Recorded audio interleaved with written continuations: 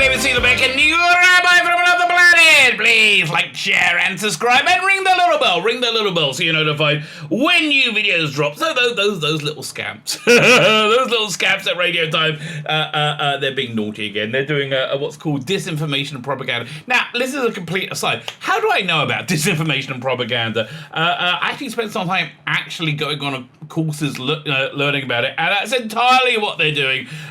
They put out this article saying a very popular Doctor Who writer, Stephen Moffat, says there are no rules. There are no rules in making Doctor Who, and I think what they're trying to do is reinforce the idea that the current era of Doctor Who hasn't broken any of the rules of Doctor Who, which of course they have. The most cardinal rule is, I mean, just from my opinion, I think many fans out there, many fans' opinion, it's boring. I mean, really, bottom line, it's kind of dull. There's a lot of other problems with it, though, but it's kind of dull, right? I think that's probably why the New Year's special did well, because it kind of was, you put Jodie in at the absolute least, you filled it up with Captain Jack, who has just saved his neck, right? John Barrowman just saved his neck from being cancelled. Well done to you, Mr. Barrowman. I thought he'll get out of it. And what's the name? The guy from Sex and the City. And basically anybody other than Jodie Whittaker who is incredibly charismatic. Basically, they need a lot of charismatic males in it, and it kind of worked. And then Daleks, and it kind of worked. By the way, again, another aside. The interior of the Dalek ship, freaking awesome. That just drives me nuts about the current era. There's so much about it that's so freaking good. And it's just like put in this sea of, again, my opinion, utter garbage. Anyway, so we're going to be looking at this article, but what we're just looking at the headline of it, because what we're going to do, we're going to look at the actual article that it came from.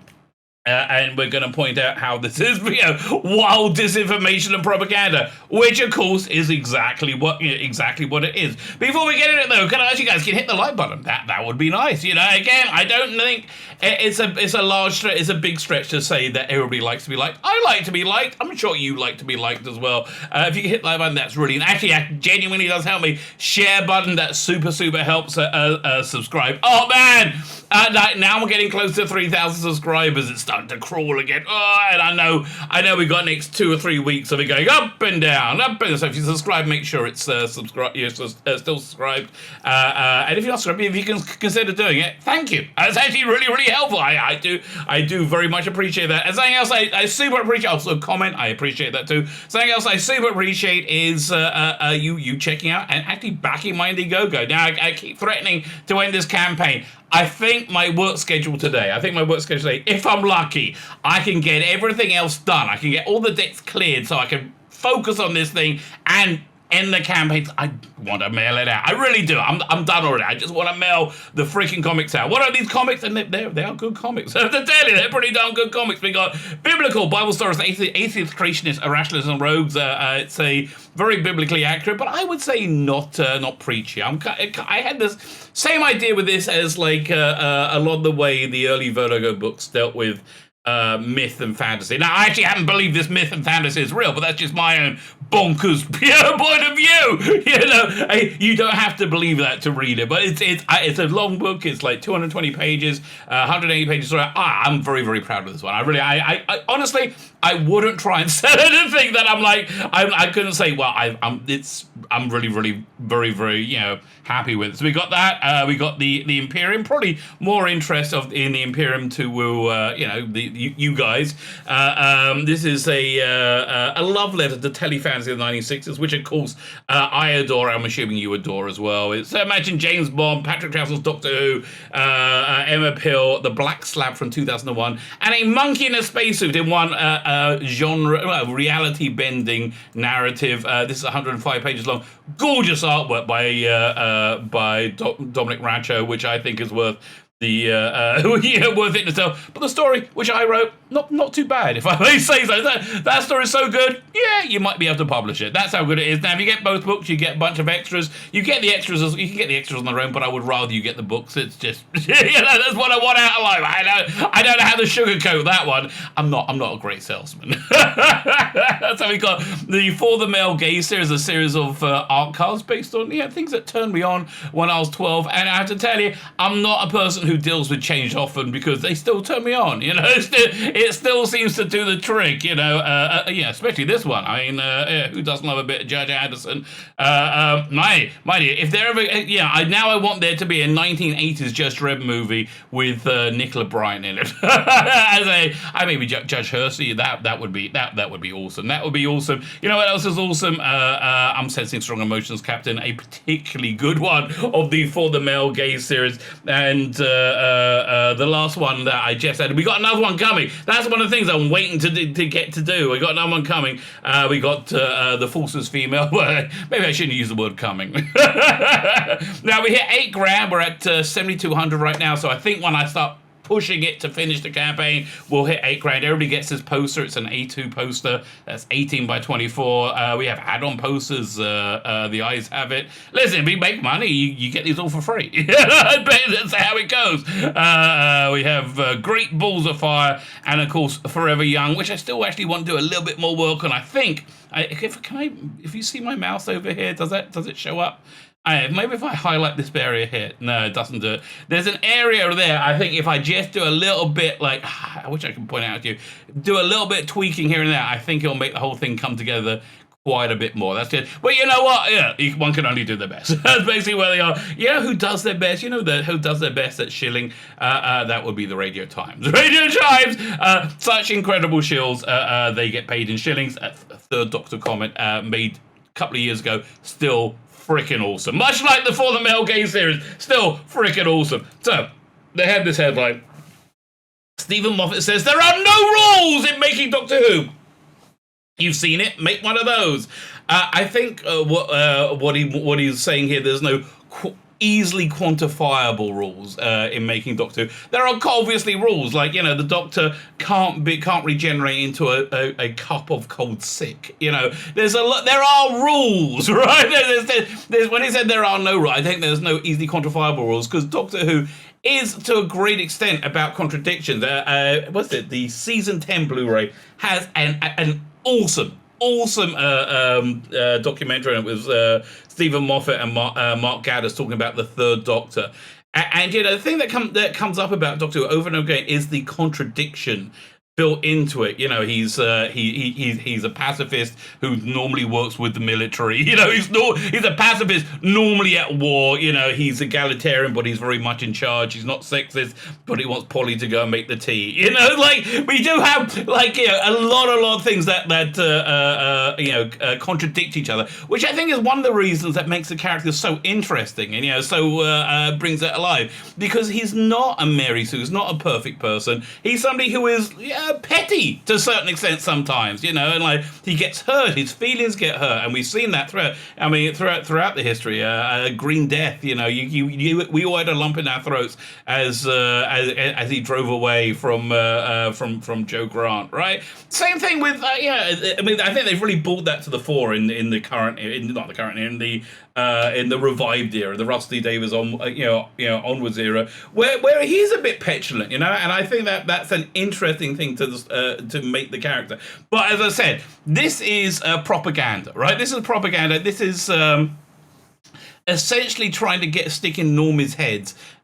When people who are fans of Doctor Who go, this is not Doctor Who, right? This is not Doctor Who. And for me, it really isn't, because I just think there's a lot of problems with it. I just don't think the Doctor Who can be portrayed as a moron, which I don't understand how anybody thinks this current Doctor, Jodie Whittaker, isn't playing it like a moron. She's also playing it like she doesn't believe it, because I don't think she does believe it, right? I don't think she does believe it. I just don't think it's working at all. I think the stories are dull, mainly because they had to shoe in a lot of topical issues because they want to use it as a platform rather than an entertainment, But when it was an entertainment, it platformed so many better ideas. I mean, I would like Malcolm Hughes. I'm on a different universe to him politically. I love his stories, and I agree with a lot of his points. Because he's an intelligent person, laying it out intelligently, which is something that I just don't think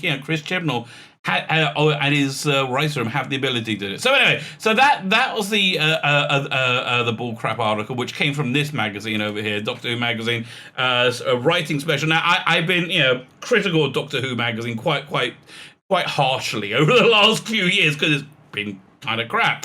Like the last issue was entirely filler, like literally entirely filler. Nothing there of any real interest whatsoever. This was good though. I mean, I didn't want to buy it, right? I didn't want to buy it, but then it's all about writing of Doctor Who. I write and draw comics, because I like to write. And so I'm fascinated by that. For me, the writing is everything, right? The writing really is everything, and the performance as well, but everything starts with the writing. So I bought this one. I took a punt, bought it. I'm really glad I did, because it's really good. And again, I'm always happier promoting things, saying things are good than saying they're bad. But let's go to this article with Stephen Moffat. I don't go into a ton of content from this magazine. There's just a lot of really interesting stuff going on here. Fine, so let's open this up. So I think this is a new interview, I don't think it's one that they had on file. But I'm going to skip bits of it because I don't think that there's any problem with going over this, but the laws of copyright might, if I do the entire article verbatim, they may go ooh, even though come on, it's not the entire magazine, it's bits within the article. I'm just putting it in context. So let's see where are we starting. Dozens of others were produced between 2020 and 2020, all of which Stephen oversaw. There would always be a script meeting before anyone started. Yeah, so this magazine really, again, it gets into the nuts and bolts of scripting Doctor Who, and it talks about the practicality of it, which I find very interesting. Even when it was really established writers, and look, professional courtesy here. He's about to boost Chris Chibnall. And I tell you, I don't think he's entirely wrong, because when he was working with Chris Chibnall was really at the top of his game. I mean, he had Broadchurch going. He had any project really wanted was greenlit. He did what was it, that Great Train Robbery, I think, Christmas mini series.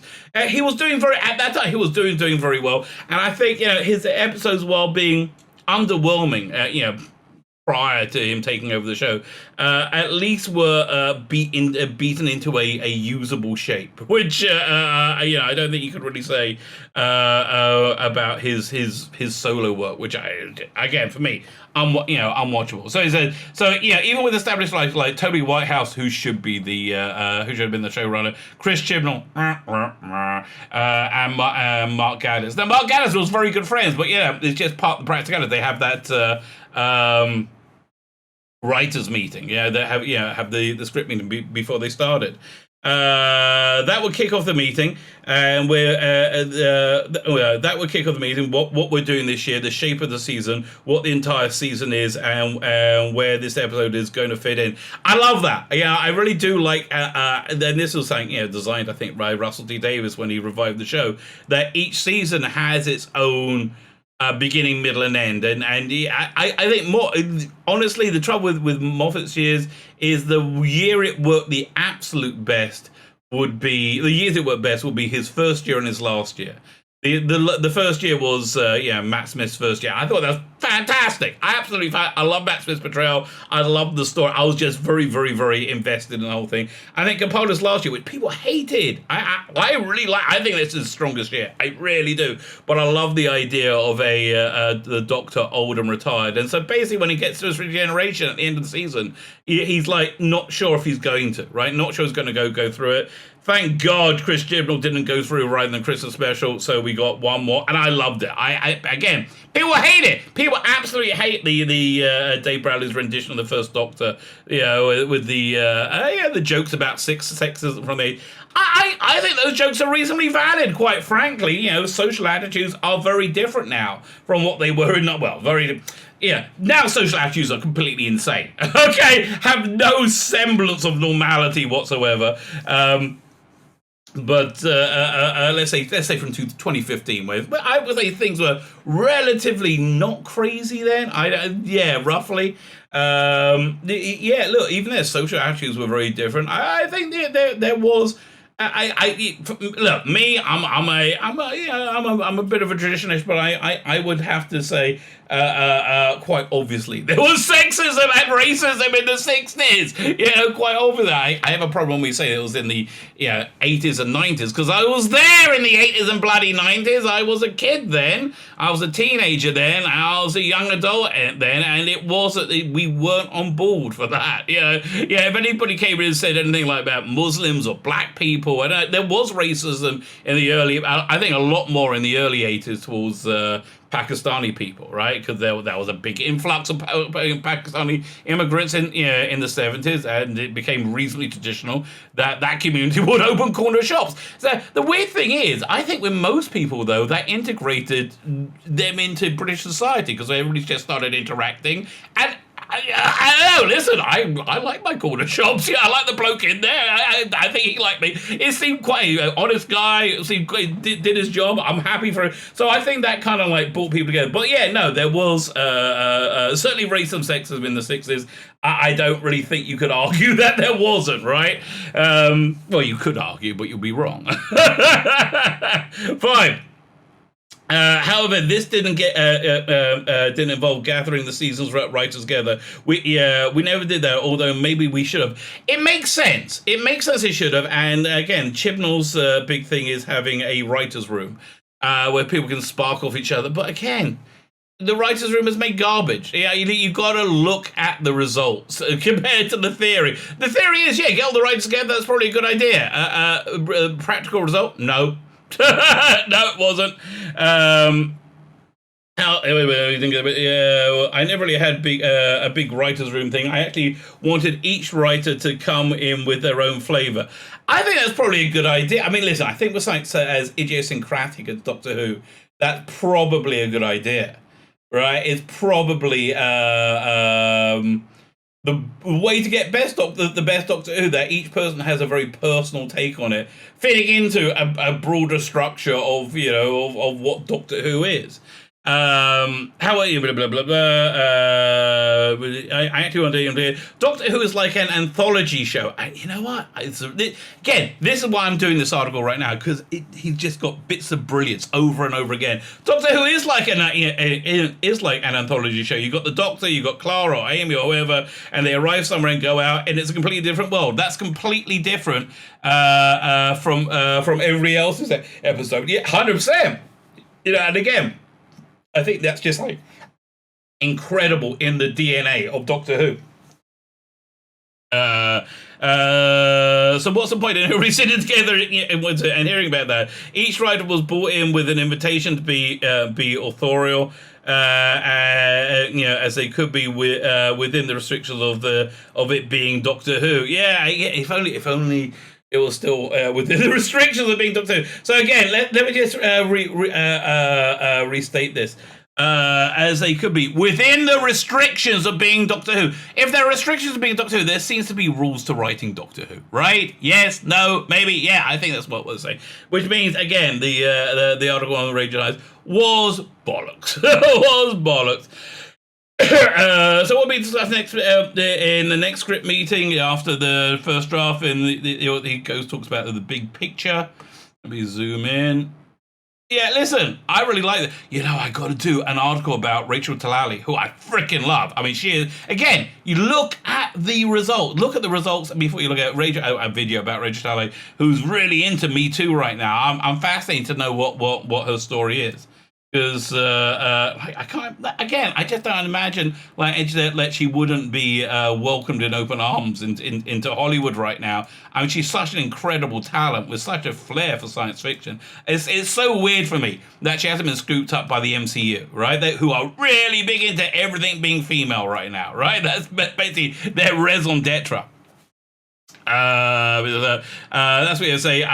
Okay, so this is, they just talk about this. I like this. I'm not so sure about that. It gets a bit slower here. I don't understand that. That's fantastic. I love this character. Can this person speak more? So basically, it's giving a polish to the script, like a directing polish to the script. In my view, that's way more valuable than what's called a page turn, where people go through it and order it and nitpick things. Yeah, I think that would be later in the scripting process. Of course, you do a page turn because you need to fix all those things. But I think a general like overview, do it from macro, probably helps a lot. And again, it just seems to me in the current era, I imagine Chris Chibnall and Vinay Patel sitting together, mutually masturbating each other, saying each other is so freaking great. I think that's really Chris Chibnall's going, "Oh, Vinay, you're so not white. You're so not white. Oh," and Vinay's like, "Oh, thank you for my job. Thank you for my job." Great. Yeah, I think that's what's going on. Have more of that. But growing what's good is more important than fixing what's wrong. That's actually a general great rule for life.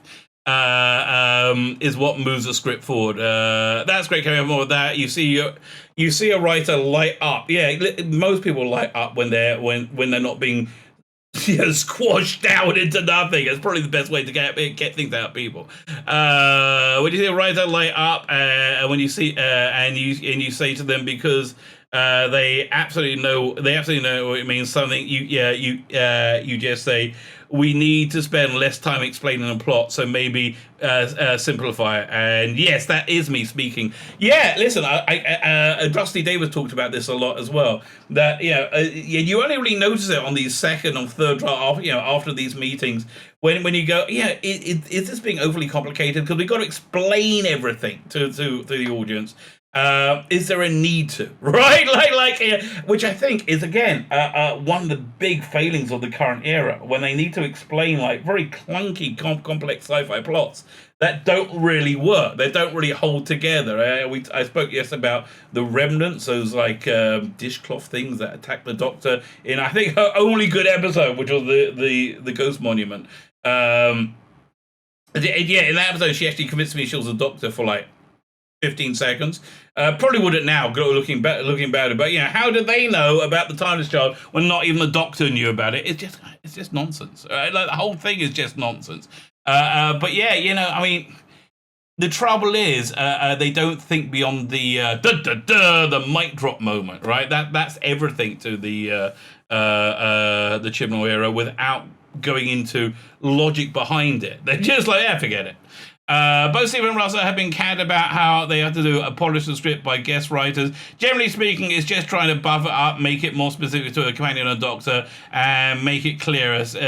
You sometimes have stage direction like a light shines out and people turn to jelly. I go, what? You have to break it? Yeah, listen, this is this was in Rusty Davis, A Writer's Tale, which I hate to recommend because it's co-written by Benjamin Cook, who is a douchebag beyond douchebags. The last time I looked, just a super douchebag.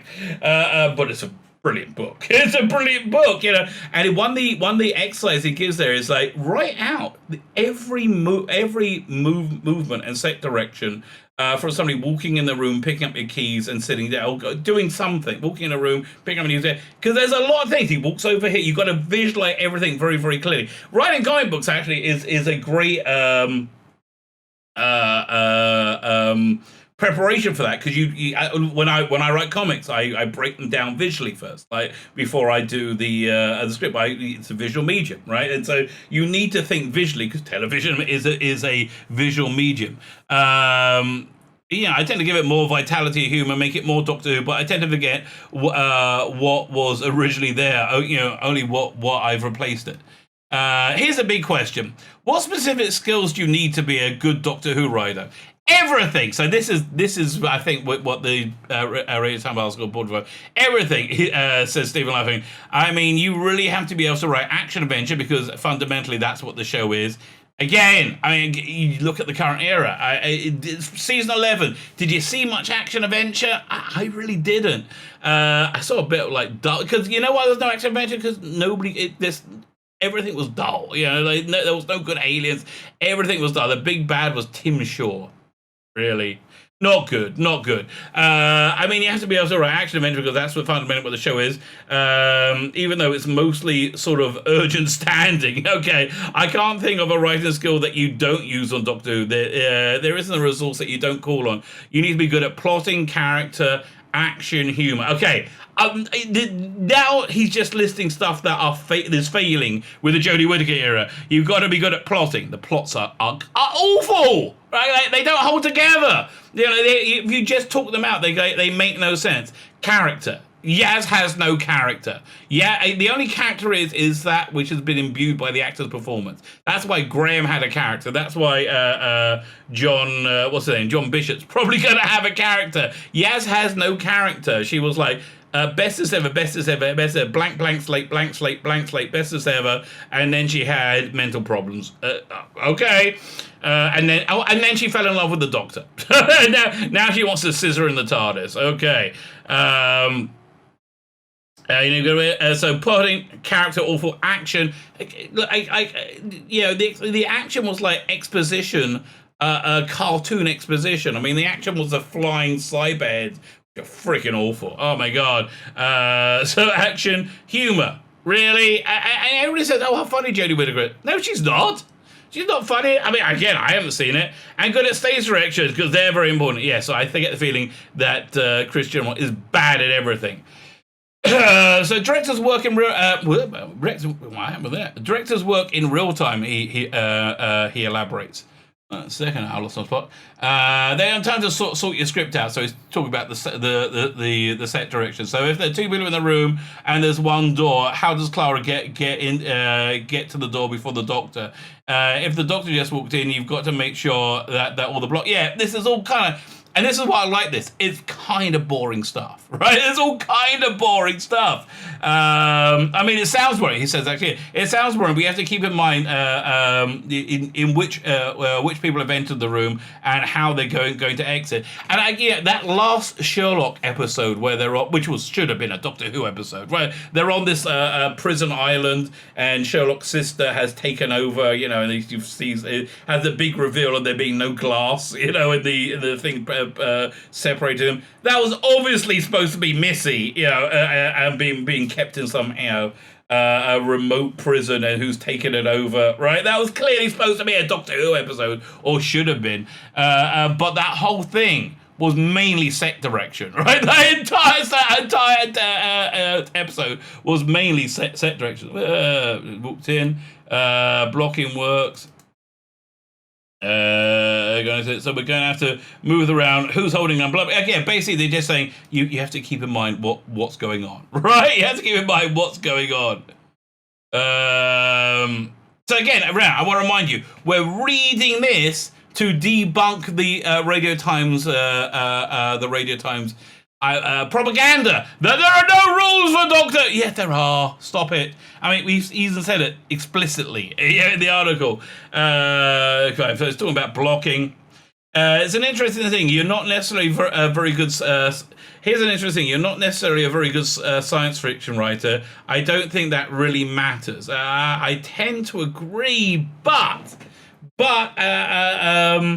you need to have, I think, a good science fiction writer as the head writer to be able to guide them, right? Because we look at the vast majority of writers for the Jodie Whittaker years have been female new science fiction writers, and they've been universally not that good. Now, I get the feeling that Joy Wilkinson would probably is probably okay if she would sit under a Rusty Davies or a Stephen Moffat, have somebody of real a talent, overseeing their work. I think that she got a as good an episode out as she did under Chibnall is a testament to her, and I really don't like her as anything I see about her on Twitter, and it's like this is not I don't know. Oh, I personally like it. No, I'm just looking at the quality of her work. So that's basically the feeling I get.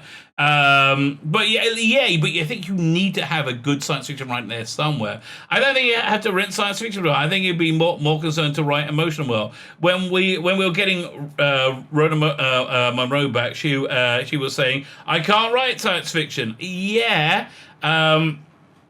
But her story wasn't that great, in all fairness. Maybe she was right. And Kath Tregenna said the same thing. Who's Kath Tregenna? I don't remember. I'll look her up. Kath Tregenna? What did she write?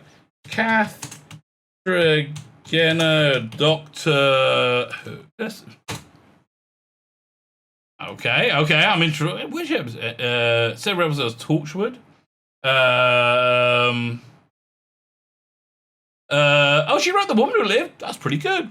I mean, it wasn't great, but it was pretty good. And again, yeah, I think that's an example of really needing a female writer, right? Because to get into the psyche of, was it Alessandra, whatever her name was? I think you did need a female writer for that. It wasn't bad, but again, I think you needed that Stephen Moffat on top of it, and I also think they can't make up the entirety of the series because there is a different feeling between male writers and female writers. I know that's a verboten thing to say in 2021, but men and women are generally speaking different, which is fine. I'm not saying one is better than the other. I'm just saying that, look, if I'm going to say one's better than the other, clearly women are better than men. Okay, they can do more. They look better, that's for sure. They smell better. Clearly, women are better than men. If we're gonna choose, okay, like if I'm gonna choose,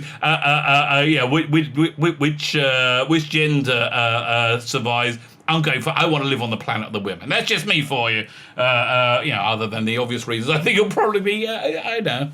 It'll probably be a bit of an uptight planet. Now I think about it. But anyway, but I think having these feminine voices as the entirety of your reasonably masculine show is gonna be a problem. It's gonna, which is what we've seen with seasons 11 and 12. Can't write Catherine Taylor. But they wrote the sci-fi fight insofar there is any Doctor Who. There's a monster and the Doctor Who stops it. I mean, if you wrote an episode of Black Mirror, the only person who wrote an episode of Black Mirror was what's his name? The guy who wrote Black Mirror. What's his called again?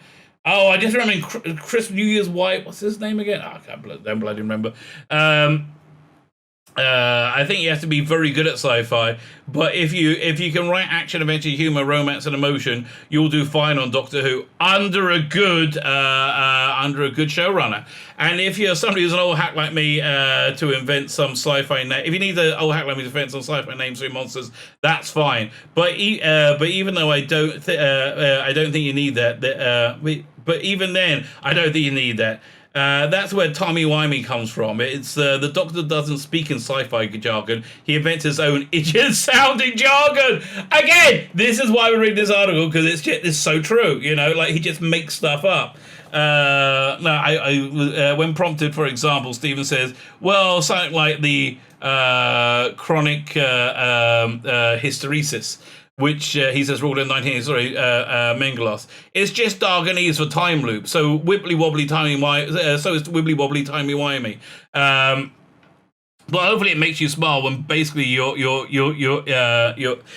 basically telling you that there's something here the Doctor understands way better than you. But although people occasionally have a pop at me for avoiding explanation, the 2000 episode Blink is actually quite meticulously laid out.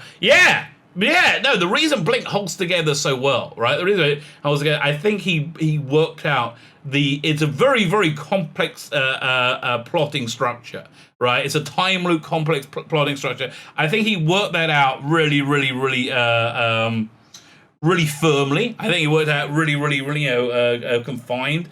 And then he wrote all the character and everything on, on top of that. But yeah, the nuts and bolts of that story is, immaculate. Absolutely, immaculate. Plus, it was the episode without the Doctor or the companion in it. So just knocked it out the park. I think.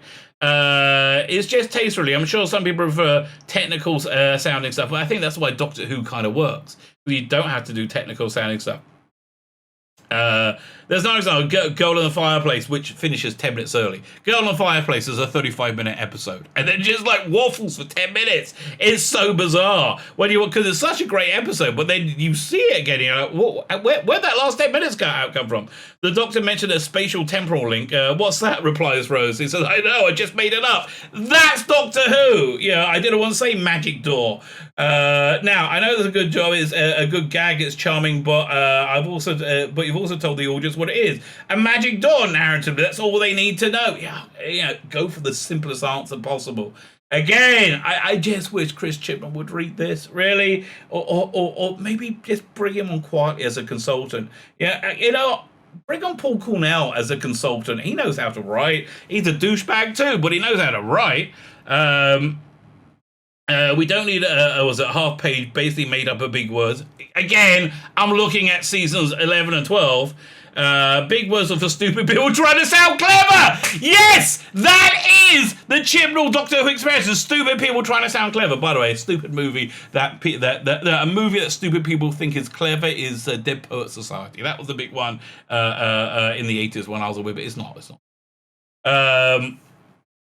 We don't, big words for stupid people sound clever, not the Doctor. Exactly. Well, the Doctor just sounds stupid in the current era.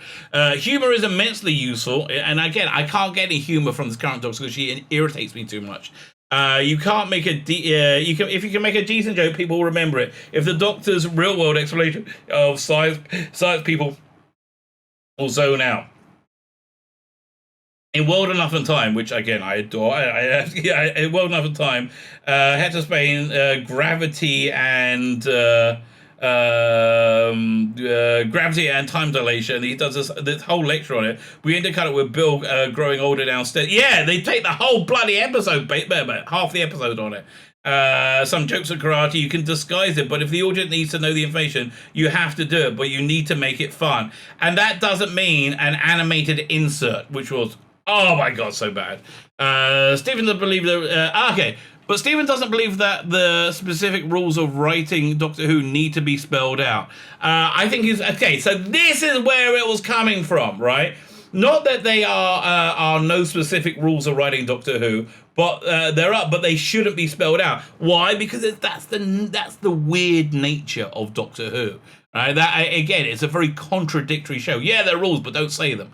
Right? I think the rules have to be oral because they have to be somewhat in flux because you have different writers have different takes on it. It's what Stephen said earlier. It's an anthology show, right? And that's why the rules needs to be a little bit murky. They're so obvious that I think if you need to be told them, you shouldn't be in the room. Yeah, Chrissy, baby. Look at you. You've seen it? Make one of those. What's the level of horror about Indiana Jones, which is quite scary? It's all right to have rotting skeletons fall on top of you, but it's not all right to yank someone's liver out. Yeah. There was, I think Star Trek Discovery makes that mistake all the bloody time. And they make that mistake because they're not very experienced at writing that type of TV. Aside from the graphic horror and violence, there are, however, specific do's and don'ts that need to be observed. Well, the stuff like get them out the TARDIS as fast as you can, he concedes.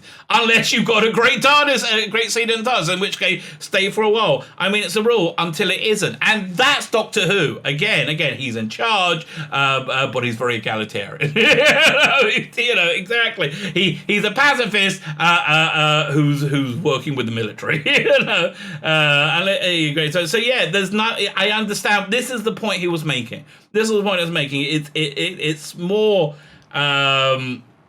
What's the word? Magic.